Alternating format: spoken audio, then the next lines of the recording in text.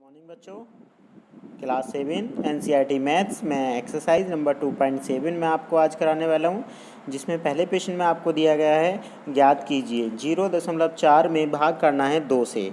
अगर हम किसी भी दशमलव संख्या में किसी पूर्णांक से भाग करते हैं तो भाग करने के कई तरीके हो सकते हैं। यहाँ पर हम एक भिन्न संख्या में परिवर्तित करके हम भाग करना सीखेंगे, जिसमें सबसे पहले हम 0.4 को एक पूर्ण भिन्न संख्या के रूप में परिवर्तित कर लेंगे। जैसे कि आप देख रहे हैं 0.4 लिखा गया है और इसमें 2 से भाग दिखाया गया है।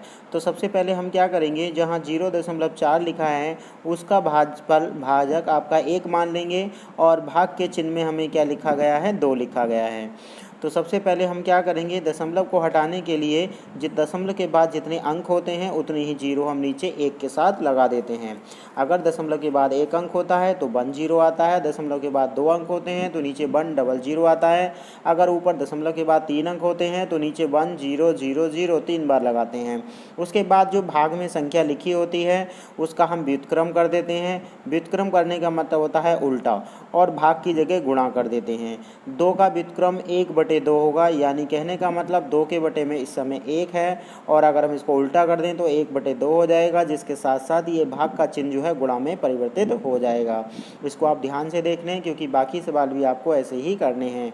फिर उसके बाद हम नीचे 10 को ऐसे ही रखेंगे और उसके बाद 2 से हम 4 को भाग कर देंगे, 2 दूनी 4।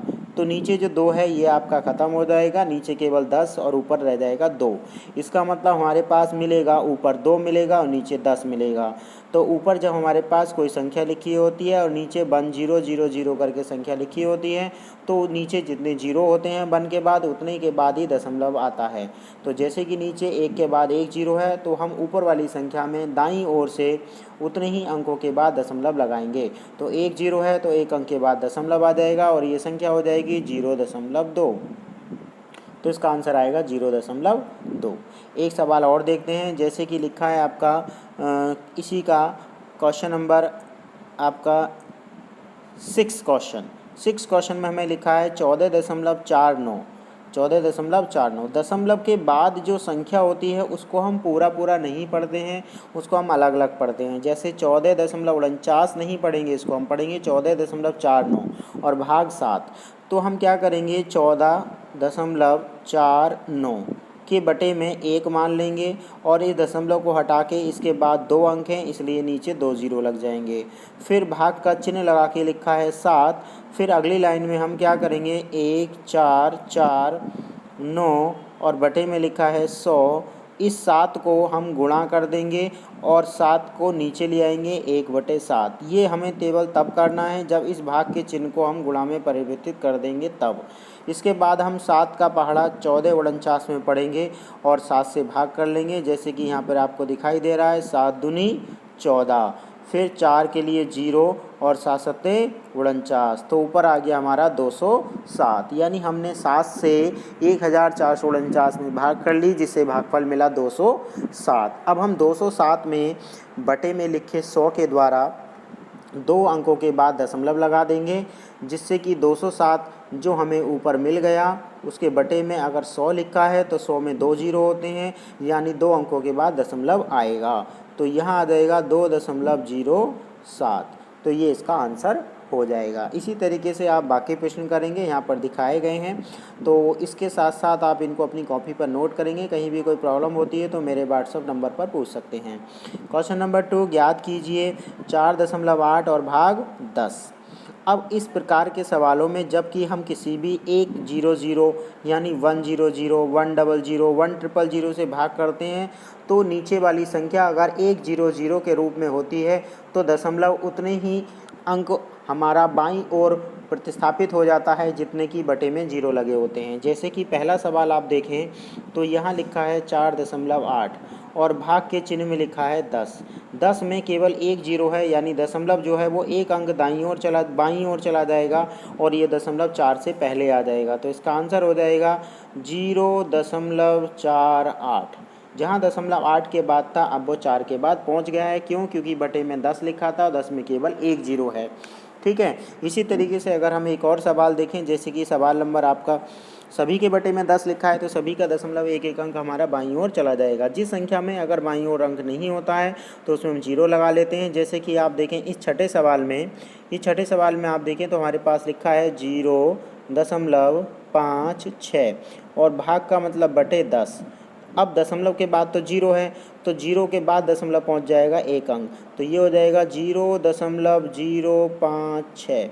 ठीक है, जहाँ दशमलव 2 अंकों के बाद था अब दशमलव 3 अंकों के बाद हो गया है। ठीक है, तो इस तरीके से अगर किसी भी संख्या में 10 से भाग करते हैं, वो भी दशमलव संख्या में, तो दशमलव बाईं ओर उतने ही अंक चला जाता है जितने कि नीचे 1 के साथ 0 लगे होते हैं। अगर हम 10 की बजाय 100 से भाग करें, जैसे कि सवाल नंबर 3 में दिखाया गया है, तो 0.2 अंक बाईं ओर प्रतिस्थापित हो जाएगा। जैसे कि सबसे पहला सवाल लिखा है 27 में 2.7 लिखा है, तो दशमलव जो है वो 2 के बाद है, दशमलव जो है वो आपका 2 के बाद है।